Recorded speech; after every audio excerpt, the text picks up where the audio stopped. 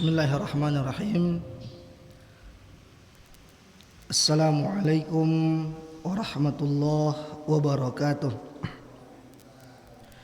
Alhamdulillahi ala ihsanih wa syukru lahu ala taufiqihi wa amtinanih. Ashhadu an la ilaha illallah ta'ziman li sya'nih wa asyhadu anna Muhammadan abduhu wa rasuluh ad-da'i ila ridwanih wa sallallahu wa sallam wa ala alihi wa ashabihi wa ikhwanih. Bapak Ibu jamaah yang dirahmati oleh Allah Subhanahu wa taala, marilah kita berserah diri kepada Allah Subhanahu wa taala kembali untuk bermuhasabah, mengoreksi amal ibadah dan persiapan kita menuju kampung yang sebenarnya, yakni kampung akhirat. Mempersiapkan bekal, karena Allah Subhanahu wa taala menyebutkan wa tazawwadu fa inna khairaz zadit taqwa, dan berbekallah kalian karena sebaik-baik bekal itu adalah ketakwaan kepada Allah Subhanahu wa taala.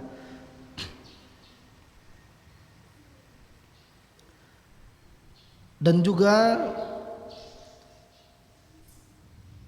seorang yang duduk di majelis ta'lim, di antara fadilah dan keutamaan yang dia dapatkan, dia mendapatkan ampunan dari Allah. Dia mendapatkan al-maghfirah, pengampunan dosa. Inilah yang kita harapkan dengan duduknya kita di salah satu dari rumah Allah ini, 1 jam atau beberapa saat lamanya, turun kiranya ampunan dari Allah Subhanahu wa taala kepada orang-orang yang berhadir. Disebutkan dalam hadis yang sahih, ma jalasa qaumun fi baitin min buyutillah illa nazalat alaihimus sakinah wa ghasyiyatuhumur rahmah wa haffathumul malaikah wa dzakarahumullahu fi man indah. Tidaklah sekelompok kaum duduk bermajlis di salah satu dari rumah Allah terkecuali nazalat alaihimus sakinah, turun kepada mereka ketenangan dan mereka diliputi rahmat dari Allah dan mendapatkan naungan dari malaikat, serta Allah Subhanahu wa taala akan menyebutkan nama orang-orang tersebut di sisi para malaikatnya. Untuk itu, kita di dalam menjalankan syariat Islam sebagai umat Islam, ada 2 hal yang merupakan prinsip dasar yang perlu untuk kita fahami. Ya, agama Islam yang mulia ini dibangun di atas 2 prinsip. Yang pertama, tidak boleh seseorang beribadah kepada Allah kecuali dengan apa yang disyariatkan, atau dengan kata lain, tidak boleh seseorang beribadah kecuali hanya kepada Allah Subhanahu wa taala. Ya. Nanti aja bagi-baginya. Tidak boleh seseorang beribadah melainkan hanya kepada Allah Subhanahu wa ta'ala. dan tidak boleh mempersekutukannya dengan sesuatu apapun juga. Jadi ini prinsip yang pertama, kita tidak boleh beribadah melainkan hanya kepada Allah. Apa dalilnya? Di dalam surah An-Nisa ayat 36 Allah katakan, Allah Subhanahu wa taala sebutkan dalam firman-Nya, wa'budullaha wa la tusyriku bihi syai'a. Dan beribadahlah kepada Allah dan janganlah engkau melakukan kesyirikan. Ya. Jadi ini prinsip yang pertama. Seluruh aktivitas yang kita lakukan dengan mengharap keridhaan dari Allah, mengharap kecintaan dari Allah, itu merupakan ibadah. Maka niatkan itu lillahi ta'ala. Kita duduk di majelis ta'lim, menuntut ilmu ini adalah ibadah. Belajar agama adalah ibadah. Maka niatkan itu ikhlas karena Allah Subhanahu wa taala.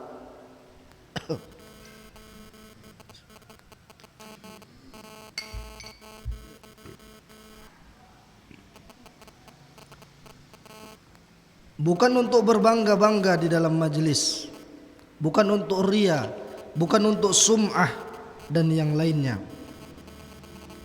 Ya, tetapi kita niatkan agar ibadah tersebut lillahi ta'ala.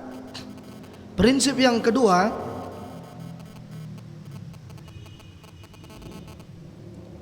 tidak boleh seseorang beribadah melainkan sesuai dengan apa yang disyariatkan oleh Allah dan Rasulnya.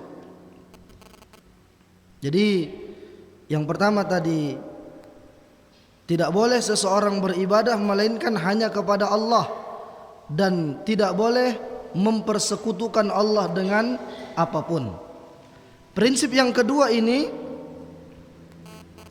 tidak boleh dia beribadah melainkan dengan syariat yang telah ditetapkan oleh Allah dan Rasulnya. Ya, faham ya? Jadi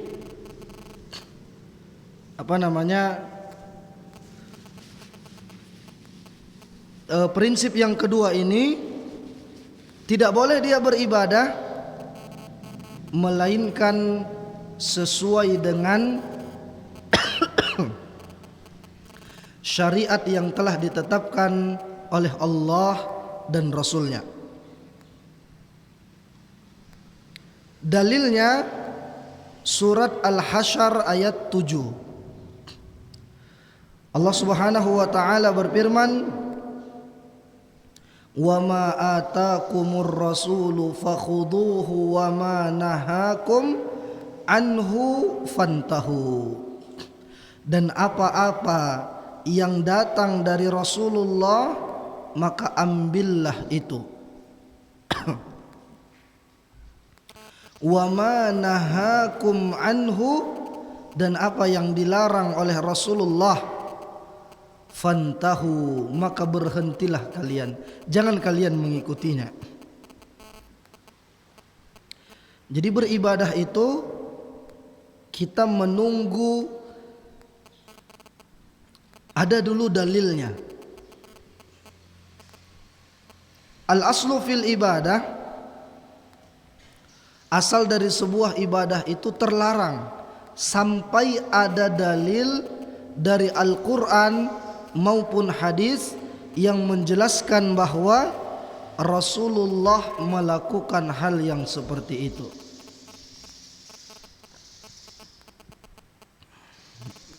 Juga dalilnya surat Al-A'raf ayat 3.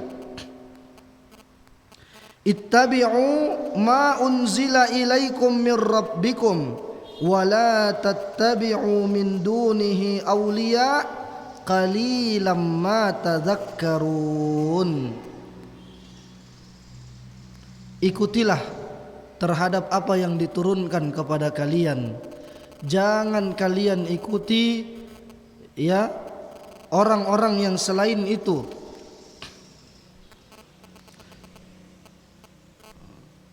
Atau mengikuti pemimpin-pemimpin selain Allah tabaraka wa ta'ala. Amat sedikitlah kamu mengambil pelajaran darinya. Jadi ini dua prinsip yang sangat mendasar yang harus kita pahami ketika kita menjalankan syariat Islam, ketika kita beribadah kepada Allah Subhanahu wa ta'ala.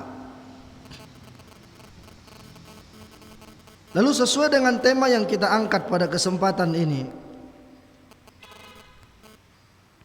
ya ikhwan dan akhwat yang dirahmati oleh Allah Subhanahu wa ta'ala, apa buktinya kita cinta kepada Rasulullah? Apa buktinya? Buktinya adalah dengan kita memahami makna daripada wa asyhadu anna Muhammadar Rasulullah. Jadi ketika seseorang mengucapkan syahadat, aku bersaksi bahwa Muhammad adalah utusan Allah, dia mengucapkan syahadat itu, maka ada 4 poin. Inilah yang akan kita bahas pada kesempatan ini. Ada 4 poin yang harus dia penuhi.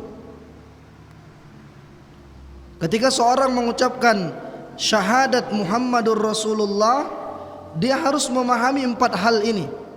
Dia buktikan kecintaannya terhadap 4 hal ini. Apa yang pertama? Ta'atuhu fima amar, mentaati perintah Rasulullah. Ya. Jadi ini konsekuensi atau tuntutan ketika seseorang mengucapkan syahadat Muhammadur Rasulullah, mentaati perintah Rasulullah. Apa dalilnya? Dalilnya adalah surah An-Nisa ayat 13. Surat An-Nisa ayat 13. Allah Subhanahu wa ta'ala sebutkan, tilka hududullah wa man yuti'illaha wa rasulah yudkhilhu jannatin tajri min tahtihal anhar khalidina fiha. Disebutkan itulah batasan-batasan hukum Allah. Barang siapa yang taat kepada Allah dan Rasulnya, dia akan memasukkannya ke dalam surga-surga yang mengalir di bawahnya sungai-sungai. Mereka kekal di dalamnya. Dzalikal fawzul azim, itulah kemenangan yang agung.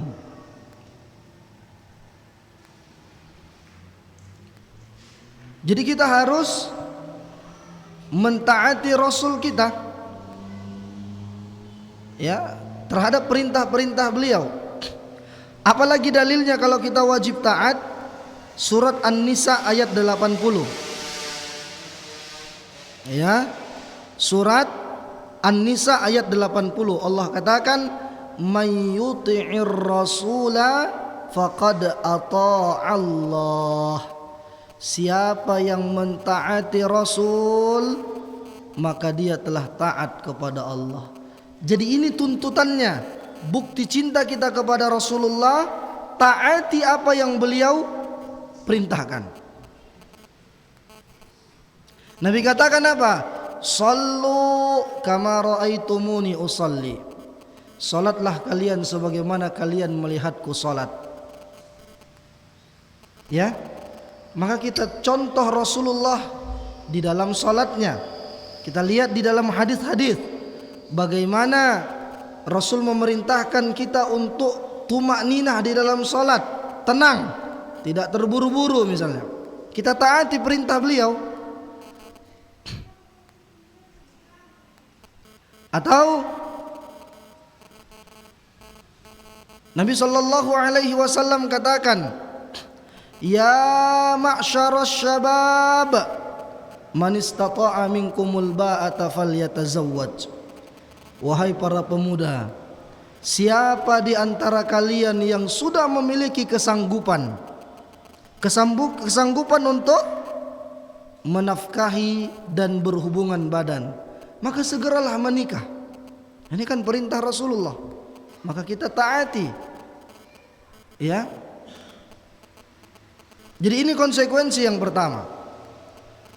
Ketika kita mengaku cinta kepada Rasulullah, apa buktinya? Kita harus taat, kita harus patuh kepada perintah beliau sallallahu alaihi wasallam. Jangan lagi mengatakan, apa misalnya, dia menolak ketika Nabi perintah begini, dia tolak, dia membangkang. Nah, ini berarti orang yang belum benar cintanya kepada Rasulullah sallallahu alaihi wasallam. Jadi ini poin pertama ya ikhwan, kita mentaati perintah Rasulullah. Itulah konsekuensi dari makna syahadat Muhammadur Rasulullah. Yang kedua, tasdiquhu fima akhbara, membenarkan berita yang beliau sampaikan.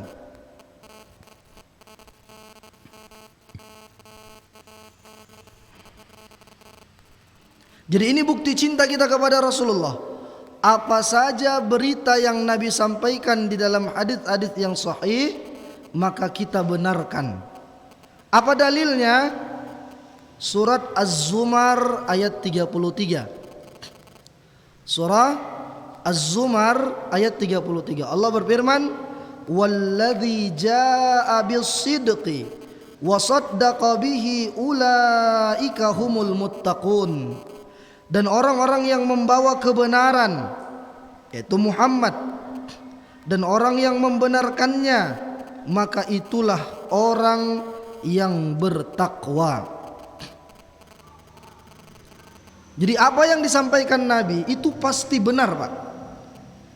Entah itu kabar masa lalu, entah itu kabar akhir zaman, atau nanti kabar tentang keadaan bagaimana di surga atau neraka. Itu pasti sebuah kebenaran. Di dalam Al-Quran kan diceritakan bagaimana terjadinya dosa pertama di permukaan bumi ini. Anak Nabi Adam yang saling anak Nabi Adam yang membunuh adik laki-lakinya. Ada disebutkan dalam Al-Quran. Itu kan berita masa terdahulu kan, tapi itu pasti benar karena sudah disebutkan dalam Al-Quran.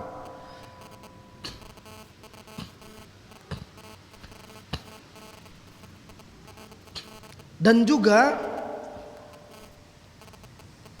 berita-berita di akhir zaman misalnya, bahwa Rasul sallallahu alaihi wasallam mengabarkan, la taqumus sa'atu hatta yakuna lil qayyimil wahid khamsina imra'atan. Tidak akan terjadi hari kiamat sampai perbandingan laki-laki dan perempuan itu 1:50. Dalam hadis riwayat Muslim disebutkan. Ya. Jadi dalam hadis riwayat Muslim disebutkan tidak akan terjadi hari kiamat sampai perbandingannya itu 1 laki-laki 50 perempuan. Maka semakin dekat dengan akhir zaman, jumlah wanita itu akan semakin banyak.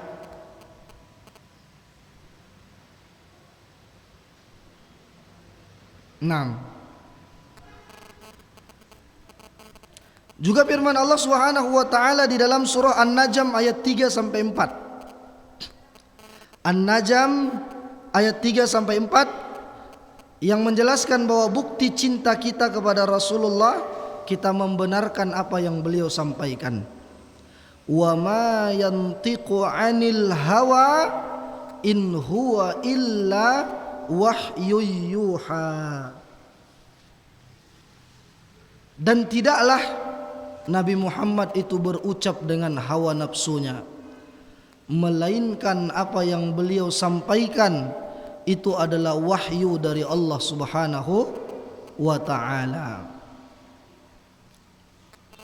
Jadi apa yang Nabi sampaikan itu bukan dari hawa nafsunya, tidak, tapi itu wahyu dari Allah Subhanahu wa ta'ala. Ya. Lalu apa lagi?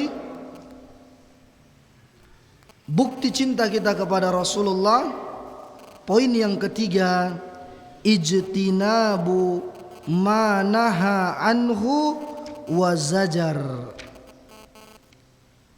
Ya.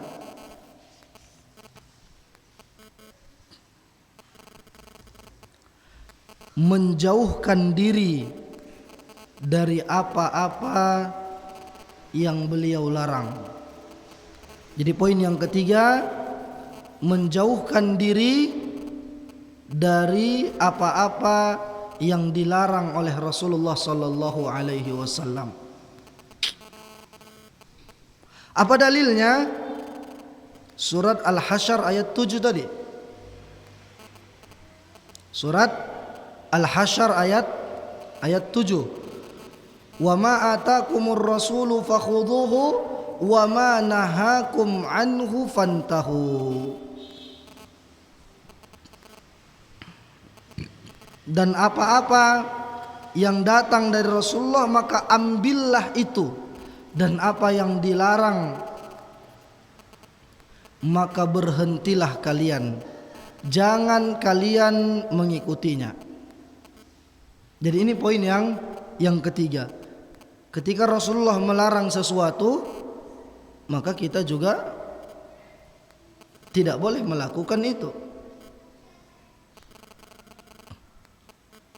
Ya. Ketika Rasulullah sallallahu alaihi wasallam memperingatkan umatnya, kata beliau, kullu muskirin khamrun wa kullu khamrin haramun. Setiap yang memabukkan itu khamar, dan setiap khamar itu haram. Maka jangan sampai kita ikut-ikutan mengkonsumsi minuman-minuman yang haram, ya, atau seluruh yang memabukkan, entah itu ekstasi, entah itu ganja dan lain sebagainya. Maka ini masuk dalam kategori larangan Rasulullah yang diharamkan. Ketika Nabi katakan, janganlah kalian mendekati zina misalnya, dalam hadis-hadis Nabi sallallahu alaihi wasallam beliau melarang umatnya dari perbuatan zina, maka kita hindarkan diri kita sebagai bukti cinta kita kepada Rasulullah sallallahu alaihi wasallam.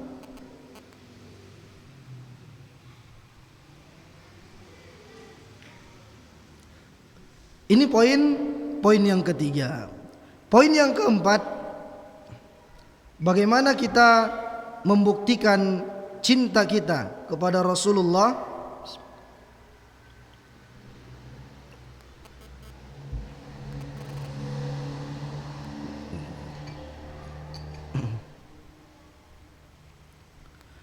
Allah yu'badallah illa bima syara'a. Tidak beribadah kepada Allah melainkan dengan cara yang telah beliau syariatkan. Ini poin yang keempat. Tidak beribadah kepada Allah melainkan dengan cara yang beliau syariatkan.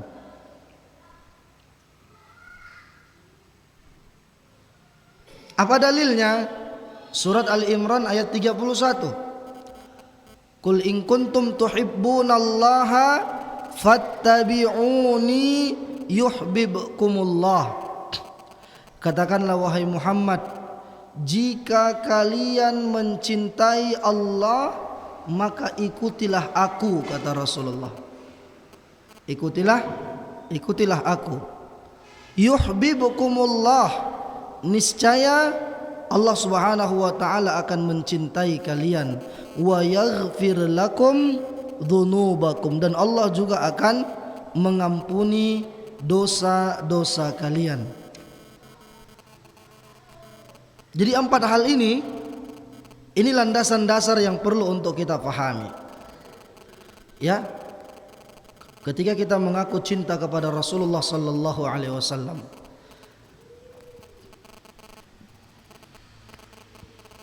dan ibadah ini sebenarnya jemaah yang dirahmati oleh Allah adalah tauqifiyah. Tauqifiyah itu apa maknanya? La tasbutu illa bid dalil. Tidak boleh ditetapkan kecuali ada dalilnya. Karena dalam hadis dikatakan, man ahdatsa fi amrina hadza ma laisa minhu fahuwa raddun. Siapa yang mengada-ngada dalam urusan agama kami yang tidak ada perintahnya dari kami, maka amalan itu tertolak. Man amila amalan laisa alaihi amruna fahuwa raddun. Siapa yang melakukan satu amalan yang tidak ada perintahnya dari kami, maka itu tertolak. Maka ibadah itu nunggu perintah. Itu kaidahnya. Tauqifiyah itu tidak boleh ditetapkan sampai ada dalilnya. Makanya para sahabat dahulu ketika mereka mendengarkan satu penjelasan, mereka langsung tanyakan, sammu lana rijalakum, sampaikan kepada kami siapa yang mengabarkan itu kepada kalian. Artinya mereka cross check langsung, benar enggak itu Nabi Muhammad yang sampaikan. Apalagi di zaman kita sekarang banyak hadis-hadis yang palsu menyebar, yang tidak sahih, hadis-hadis yang la aslalahu, tidak ada asal usulnya. Seperti misalnya yang sangat masyhur, ucapan tuntutlah ilmu walaupun ke negeri Cina. Ini bukan hadis Nabi, ya, tidak ada didapati sanadnya. Kenapa demikian? Karena di dalam lafaz itu dikatakan pakai alif lam, utlubul ilma. Sementara kalau al ilmu pakai alif lam, itu maknanya, ya, alif lam ahdiyah. Artinya apa? Ilmu agama. Coba saya tanya Bapak, benar enggak kalau kita suruh pelajarilah ilmu agama ke negeri Cina, ilmu agama Islam? Nggak mungkin. Karena sampai hari ini yang banyak di sana itu bukanlah orang muslimnya. Jadi kalau sudah ada dikatakan alif lam, pakai alif lam, dia alif lam ma'rifah, itu maknanya ilmu agama. Dan ternyata setelah diteliti, ini bukan hadis Nabi sallallahu alaihi wasallam.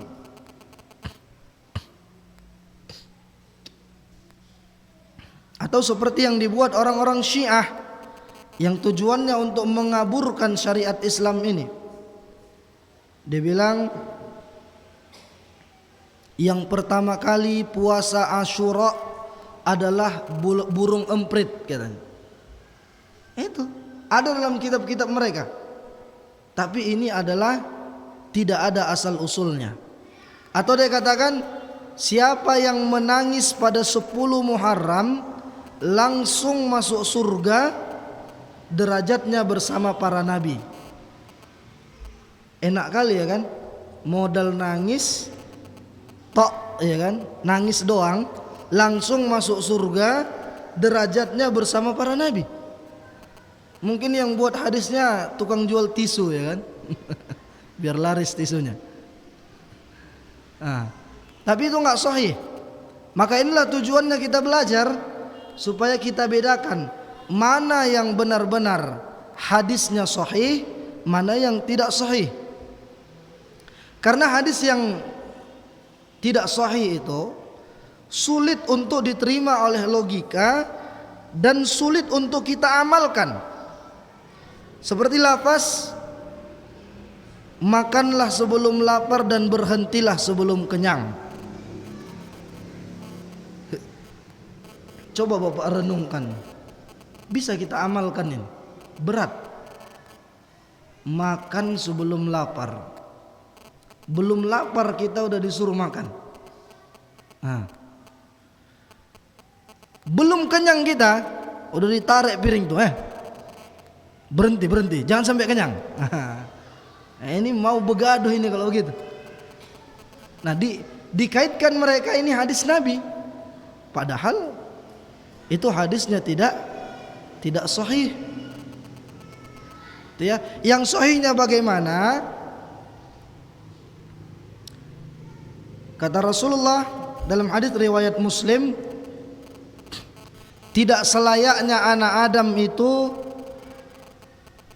terlalu banyak makan. Hendaknya dia bagi sepertiga untuk makan, isi perutnya ini, sepertiga untuk makanan, sepertiga untuk pernapasan udara, dan sepertiga untuk minum. Nah ini, dan juga kata Allah dalam Al-Quran, wa kulu washrabu wa la tusrifu, makanlah kalian, minumlah kalian, dan jangan berlebihan, jangan mubadzir. Sampai-sampai begitu terap dia, bernapas pun payah. Mau naik, mau berdiri payah. Ini orang yang berlebihan.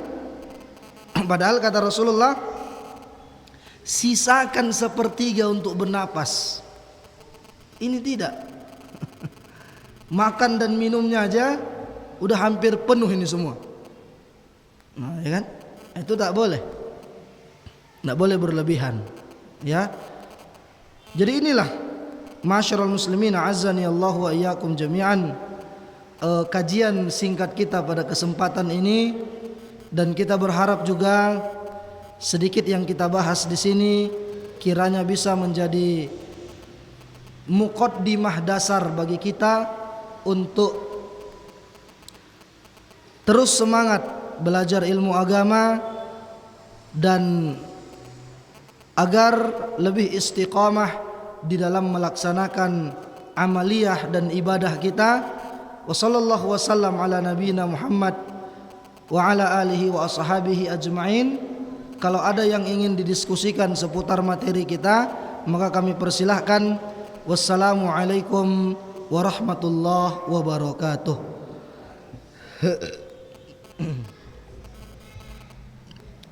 Ya, kalau ada pertanyaan seputar materi kita atau di luar tema juga silahkan. Ya, siapa yang mau nanya? Boleh ditulis, boleh langsung.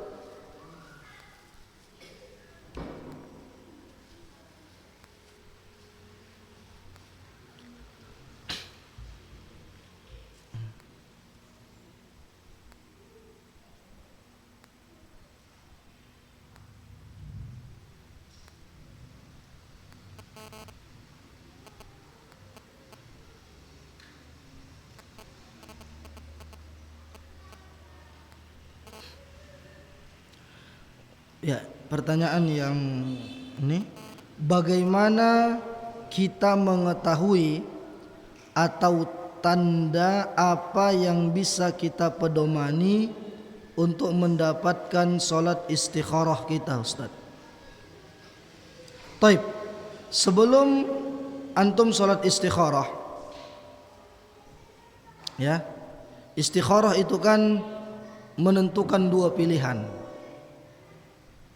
Ya, dia pilih dia atau dirinya, misalnya kan. Dia mau maju atau mundur.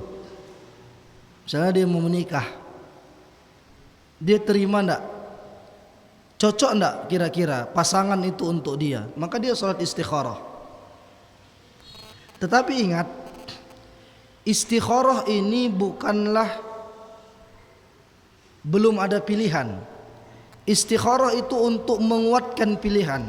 Misal antara langkah A, langkah 1 dengan langkah 2. Sebenarnya dia sudah condong pada langkah 1. Entahlah pilihan apalah itu gitu kan. Umumlah kita katakan. Maka dia katakan di dalam doanya itu, Allahumma in kana hadal amro, ya Allah, sekiranya misalnya, sekiranya si fulanah ini cocok untukku, maka cocok untukku, baik untuk agamaku dan juga baik untuk kehidupanku dunia dan akhirat, maka dekatkanlah ia untukku, mudahkanlah urusanku. Berarti dia sudah menjatuhkan pilihan, tapi untuk menguatkan pilihannya itu dia laksanakan istikharah. Apa tandanya? Tandanya dia semakin condong dengan pilihannya itu. Allah mudahkan urusannya, maka berarti kesitulah memang pilihan terbaiknya. Apalagi kalau udah sampai terbawa-bawa dalam mimpi misalnya, nah udah jadi tuh, ya, nah, udah sampai terbawa ke dalam mimpi, nah, udah segerakan kalau seperti itu.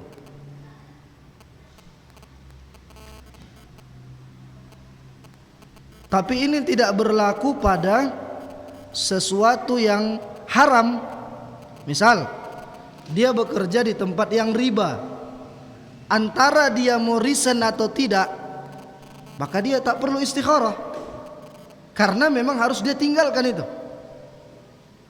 Atau dia kecanduan rokok, mau meninggalkan rokok, istikharah dia tak perlu, karena itu sudah haram. Atau dia pacaran, ya Allah, saya lanjutkan atau saya putuskan pacar saya, ya kan? Nggak perlu istikharah, harus tinggalkan. Jadi istikharah itu pada perkara yang sama-sama mubah misalnya hukumnya, atau sama-sama sunnah misalnya.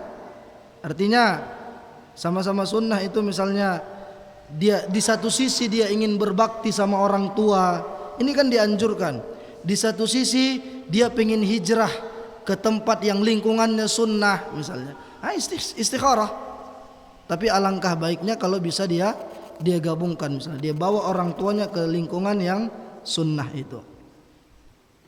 Bagaimana cara kita mengkhususkan ibadah atau salat, sementara pada saat salat kadangkala kita ingat pada yang lupa, begitu pula sebaliknya lupa pada yang ingat.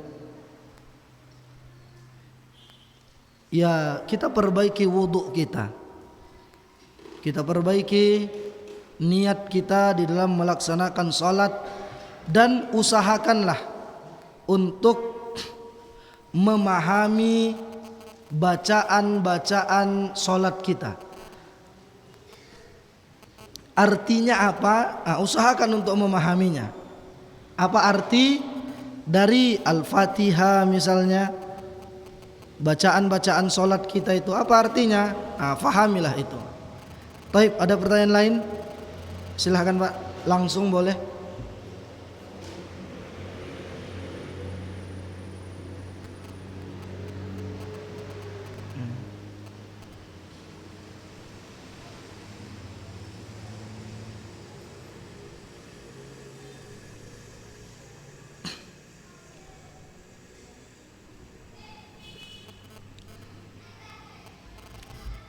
Ustadz, hak-hak istri yang harus dipenuhi suami apa saja Ustadz? Ada sebuah hadits yang sahih yang menjelaskan tentang hal yang demikian itu. Dalam sebuah hadis dikatakan, an tut'imaha idza ta'imtah wa an taksuha idzak tasauta wa alla tadribil wajha. Hendaknya engkau sebagai seorang suami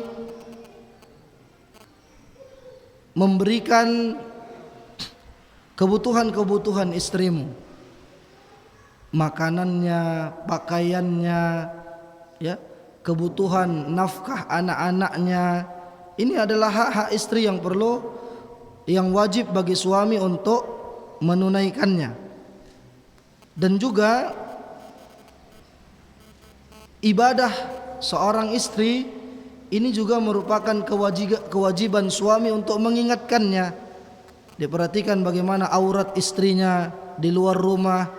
Jangan sampai istrinya tabarruj, mengumbar aurat. Kemudian juga wa alla tadribil wajha, kata Rasulullah.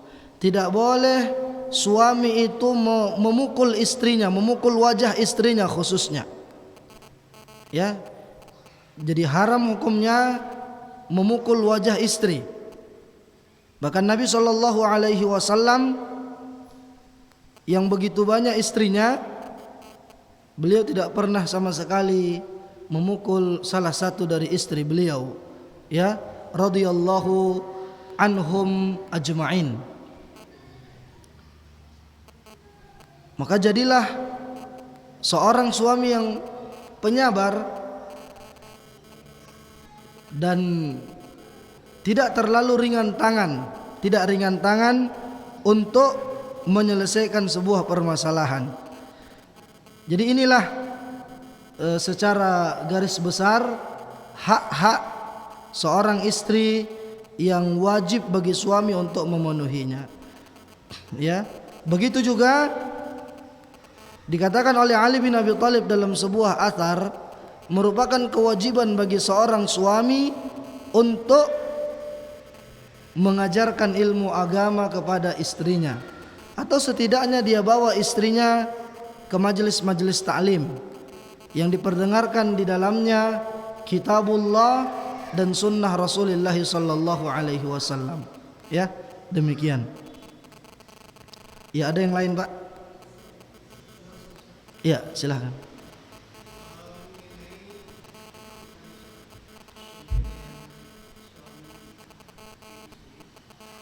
Iya.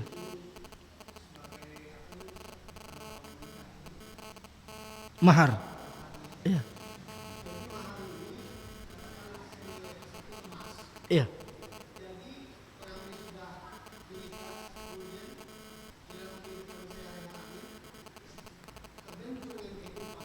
Iya.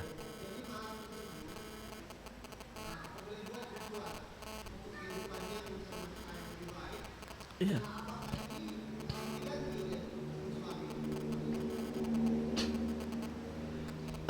Mahar itu adalah hak mutlak istri. Ya. Itu adalah hak kepemilikan istri. Sekiranya terbentur dalam masalah ekonomi, lalu sang suami bilang, jadi inilah dulu kita jual deh. Maka si istri bilang, iya tapi nanti diganti. Maka itu menjadi hutang bagi suami, karena itu adalah hartanya, ya. Mahar itu adalah harta seorang istri. Tapi kalau istri yang menawarkan, dia bilang, sudahlah ini kita jual saja, tidak usah palabang ganti katanya, maka tidak perlu diganti, karena ada kaidahnya, al-muslimuna ala syurutihim. Seorang muslim itu sesuai dengan syarat yang mereka ucapkan. Kalau istri mengucapkan, ya, nanti diganti. Tapi memang sebagai seorang suami, kalau memang ada rezeki yang berlebih, gantilah mahar tersebut, karena itu adalah kenangan yang sangat mendalam bagi seorang istri. Ya, apalagi mungkin tidak banyak yang dia miliki selain itu, maka gantilah kalau memang kita ada kelapangan rezeki. Kalau uang hantaran itu bukan sama istri, untuk walimah aja itu. Itu bahkan kadang, ya, ada sebagian orang-orang pesta itu bagi dia seperti bisnis. Ketika pesta, berapa keluar, berapa yang dikeluarkan, maka dihitung, dikalkulasikan. Berapa amplop orang, dihitung. Oh, untung atau rugi. Seperti seharusnya walimah itu tidak demikian, ya. Tapi memang faktanya begitu. Masuk undangan misal ke tempat, tulis berapa isi amplopnya. Tulis. Kadang di meja makan kita itu pun ada tempat penitipan amplop supaya tamunya nggak lupa. Jadi lain amplop dari suami, lain lagi kado dari istri. Jadi itu ya, jangan jadikan walimah itu sebagai bisnis. Maka hukum asalnya sesuai dengan syaratnya, Pak. Kalau istri bilang ya sudah kita jual aja, nggak usah palabang ganti misalnya, udah nggak apa-apa. Berarti dia ridho akan hal itu. Tapi kalau suami bilang, dek, abang pakailah dulu maharnya itu ya untuk kebutuhan, berarti itu hutang. Iya bang, berarti hutang suami, harus dia ganti. Nah, wallahu a'lam. Tafadhal yang lain. Pas ya. Baik, kita silakan yang terakhir. Assalamualaikum.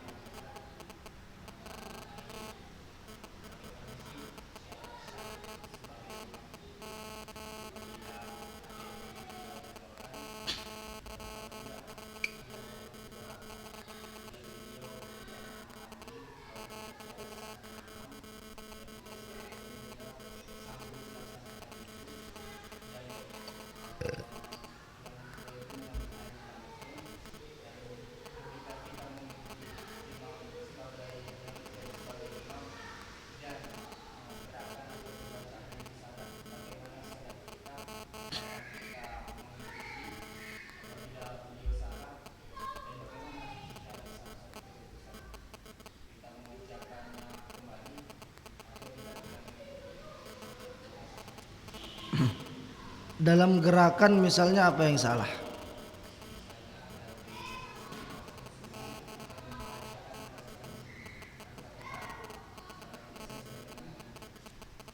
Iya. Kalau gerakannya ada yang salah, misalnya gimana gerakan salah? Rukuknya mungkin karena udah bungkuk kali gitu ya. Baik. Kalau pertanyaannya apakah ya berkaitan dengan syarat syah salat, salat kita sebagai makmum tetap sah. Ya, dalam sebuah hadis dikatakan yang disebutkan dalam Sahih Fikih Sunnah, Rasul katakan yusalluna lakum fa in asabu falakum walahum wa in akhta'u falakum wa alaihim. Silahkan mereka salat menjadi imam di antara kalian. Kalau dia benar, maka kalian dapat pahala, dia dapat pahala. Kalau dia salah, maka salat kalian sah, dialah yang menanggung segala dosa atas kesalahan-kesalahannya. Karena memang ini fakta yang banyak kita dapati di lapangan. Orang yang sudah lanjut usia, itu pula yang mau harus selalu tampil di depan. Aib rasanya kalau dia tidak jadi imam, padahal bacaannya belum tentu sefasih bacaan anak-anak muda atau kita yang muda yang sudah belajar tajwid misalnya kan. Tapi ngapain kita ribut-ribut? Toh tidak ada manfaatnya. Ya sudah, nasihati ya dengan cara bijaksana. Kalau tetap ngeyel dan tidak mau, ya sudah, kesalahan itu dia yang tanggung. Ya, jangan pula gara-gara itu kita tidak ikut berjamaah di belakang beliau. Ya, karena di zaman para sahabat itu Al-Imam Ibnu Abbas, Ibnu Umar, mereka tetap bermakmum di belakang Hajjaj bin Yusuf Ats-Tsaqafi, yang mana dia adalah terkenal sebagai pelaku maksiat, ya. Tetapi untuk maslahat yang lebih besar, tetaplah kita bermakmum di belakang mereka. Adapun kesalahan dia baca Fatihah, gerakan-gerakannya yang tidak sempurna, itu dosa dia tanggung sendiri. Nah, dengan catatan kalau ada imam yang lebih baik di masjid lain, boleh kita sholat di sana. Itu lebih afdal. Ya, nah, kita cukupkan sampai di sini. Wassallallahu wasallam ala nabiyina Muhammad, subhanakallahumma bihamdika asyhadu an la ilaha illa anta astaghfiruka wa atubu ilaik. Wassalamu alaikum warahmatullahi wabarakatuh.